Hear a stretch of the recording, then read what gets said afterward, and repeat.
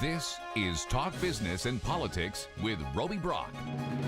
I'm Roby Brock. Welcome to Talk Business and Politics Daily. It's Wednesday, July 27th. Let's check out today's top stories. Arkansas's gross domestic product, GDP, was tops in the nation in the first quarter of 2016 compared to its other state counterparts. Arkansas saw its economic growth accelerate at 3.9%. The number one fastest growing state in the first quarter.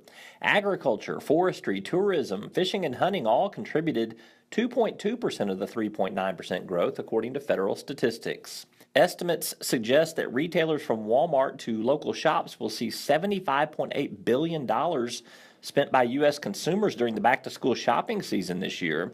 That's up a whopping 11.5% from 2015, according to the National Retail Federation. The bulk of the spending is for those heading back to college. Talk Business and Politics' Kim Souza explains what's contributing to the big spend. Well, a strong job market, higher personal incomes, and sustained savings from lower fuel costs is setting the stage for consumers to feel pretty good about their budgets today. But the biggest reason why consumers may be spending more in the back half of this year is because their largest asset, their homes, are actually continuing to appreciate in value. We know that last month, 30 metros across the United States set new pricing peaks. Northwest Arkansas has already surpassed its peak from pre-recession and has set a new peak again this year.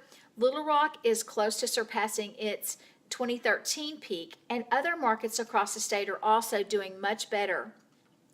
When home prices go up, families feel wealthier, and that in turn helps their confidence and could perhaps spur on spending in the back half of this year. The Arkansas Department of Higher Education Director Search Committee will recommend Dr. Maria Markham, Vice Chancellor for Academic Services at Cossatot Community College, to be the next higher ed director. The Arkansas Higher Education Coordinating Board meets this Friday and will also consider a new funding formula for the state's universities and colleges. And those are your top stories of the day. You can check out a full read on those articles and much more at our website at talkbusiness.net. A word from our sponsors, and we'll sit down with Alicia Dover. She's in Philadelphia covering the Democratic National Convention. We'll also go inside the numbers for a look at some political facts and figures. And Talk Business and Politics, Wes Brown joins me for 4 minutes, 4 questions. We're back after this. First Security is here. Only here. So that means we're here, here, and here. Even here. And definitely here. Because here is where we want to be for you. First Security Bank. Only in Arkansas. Arkansas's most abundant natural resource provides the core asset for Deltic Timber Corporation. In addition to the sustainable yield stewardship of its well-stocked timberlands, Deltic adds value by integrating its efficient wood products manufacturing facilities, as well as through planned development of commercial and residential real estate. Deltic Timber Corporation, creating value for a growing Arkansas.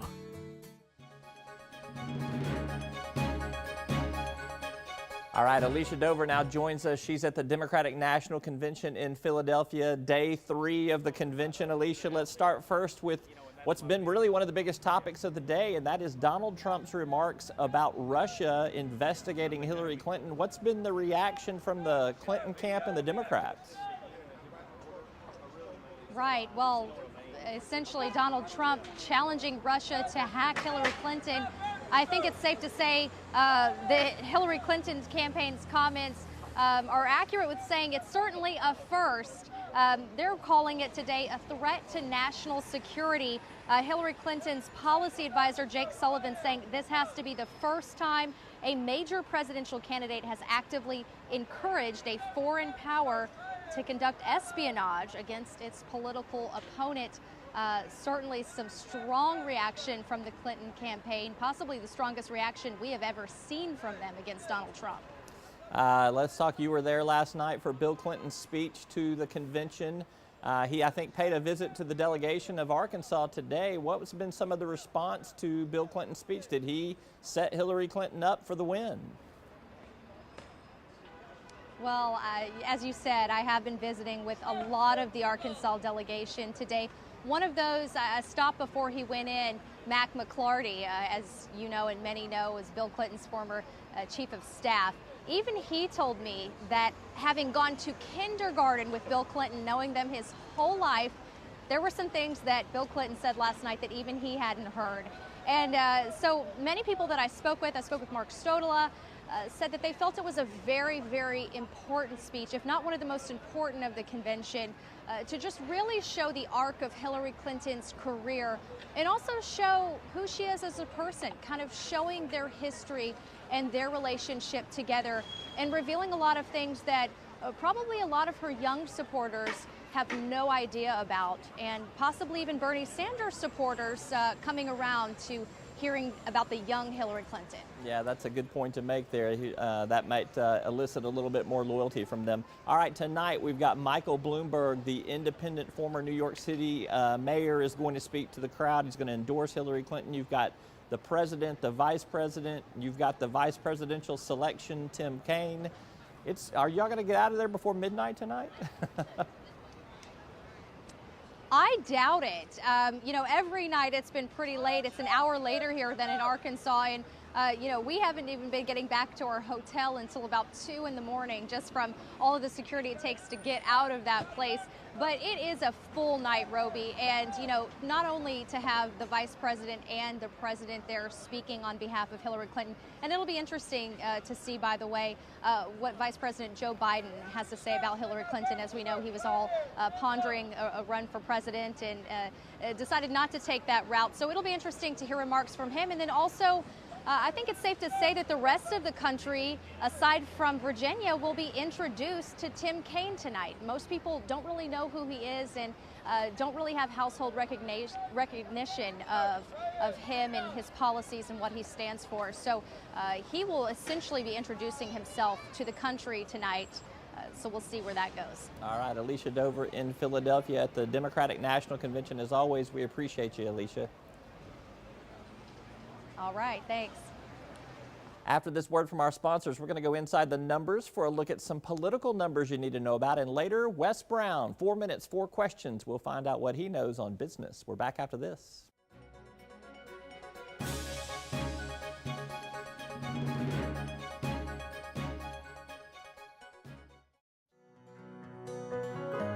Each day, the promise of our nation begins again. Arkansas and America, moving forward. I help make that promise a reality.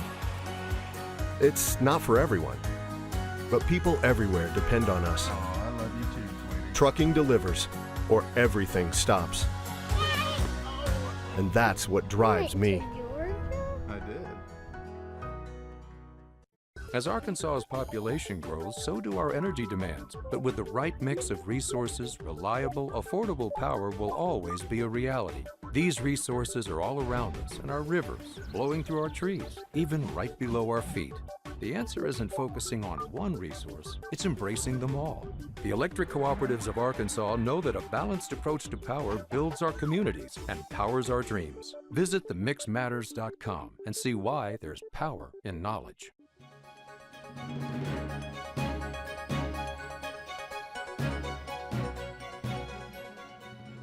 Well, we're in late July, and the early November election means it's time to start focusing on the ballot you're likely to see this fall. Of course, you're dialed into the presidential race, and there will be a U.S. Senate race this fall also.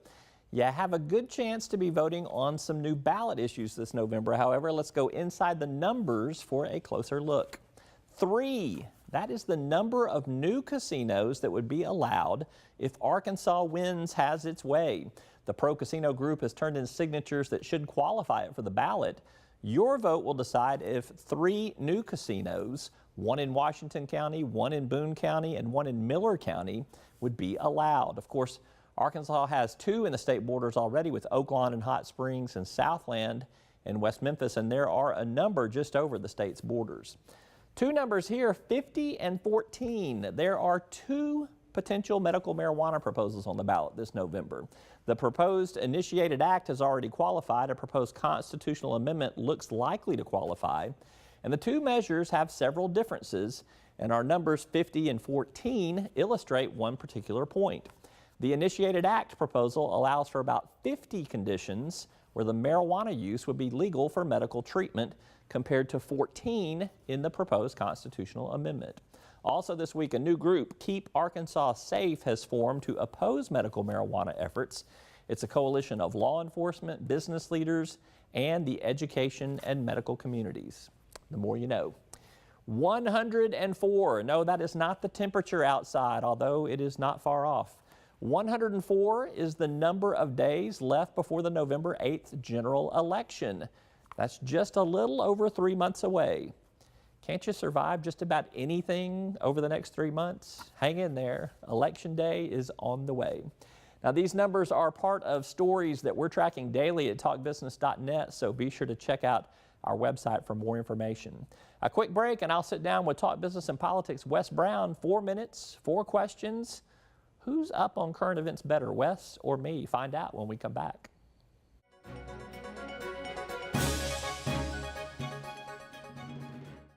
Circuits turn on the lights by making a connection, by closing the loop. At Entergy, we believe our economy is circular too. What you put in comes back. So we invest billions in new infrastructure, which helps attract new industry, which helps create new jobs. We partner with local communities to electrify the economy. And together, we power life. Entergy. At Deltic Timber Corporation, we believe in the responsible creation of communities, in the development of neighborhoods that bring convenience and comfort to life, while respecting the beauty and delicacy of nature. Like the harmonious balance of environment and expansion found in the thriving communities of Chenal Valley and Chenal Downs in Little Rock and Red Oak Ridge in Hot Springs. Because the best communities in the natural state are the ones that help keep it that way. We're back now. 4 minutes, 4 questions with business editor Wes Brown from Talk Business and Politics. How you Good doing, to see man? You know the drill, how All it right. works here. I go first. You go first. I'm asking you a question. We've been seeing some publicly traded banks report their earnings. They've all Right. been pretty positive. Right. So you've got Bank of the Ozarks, Home Bank Shares, Simmons First, Bear State Bank. Of those 4 publicly traded banks, who had the best quarter, Wes? It's going to be pretty close between Bank of Ozark and Home Bank Shares. Bank of Ozark, they had some pretty strong earnings, but the big news was that they completed 2 final acquisitions of their 2 largest acquisitions, one at Atlanta Bank and one, I think, based out of Florida. Mm-hmm. But those 2 acquisitions will make Bank of the Ozark basically the largest bank in the state of Arkansas, on par with Arvest Bank up in Northwest Arkansas. So you have a privately held and a publicly held banks that are 2 of the largest in the states now, right neck and neck. Yeah, I agree with you on that assessment there. 1 and 1A in terms of the good quarter that they both had. Right. My question to you, we've been looking at our jobless rate. It's at an all-time low of 3.8%. What impressed you the most about the last month's, the June unemployment report? Yeah, so the June unemployment rate was the same as May at 3.8%, as you noticed, but I looked at the monthly survey of employers that also comes out at that same time. And what has impressed me the most is job growth in a couple of key sectors. I'm going to go with my big winner is professional and business services. Year over year, up 8,200 jobs. That is a lot, and those are white-collar jobs, administrative jobs, managerial jobs. High-paying jobs. Very high-paying jobs right there. And then on the downside, even though there was job growth in there, I think this is a negative. Government job growth was actually plus 700 year over year. Right. And most of that is federal and state jobs. And I don't think that's the direction you want government jobs to be growing and going. It's still the second largest sector in the state of Arkansas. That's true. All right. My question to you, Southwestern Energy says it's going to invest about $73 million in the Fayetteville shale play. This is after scaling back in a big way, laying off about 600 workers in Arkansas, 1,100 company-wide. So we're going to see this investment, potential rehiring from Southwestern Energy. Will some of its competitors, BHP Billiton and XTO Energy, will we see them follow suit? Well, first of all, that $73 million for the second half is pretty small compared to $1 billion that they were investing in the Fayetteville Shale about 4 or 5 years ago. It's better than zero. Yeah, though. but it's better than zero. But the big competitors there are BHP Billington out of Australia and XTO Energy, which is owned by ExxonMobil.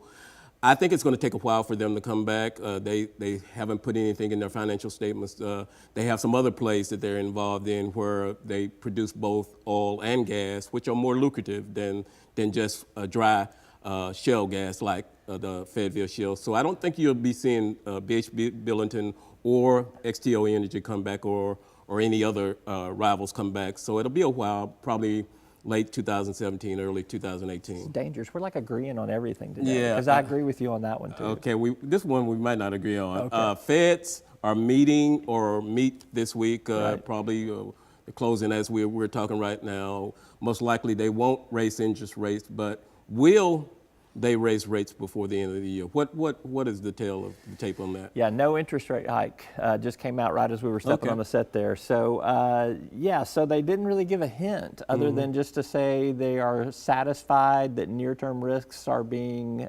met. Good employment growth, some other decent economic data, inflation a little lower than where they would prefer it to be.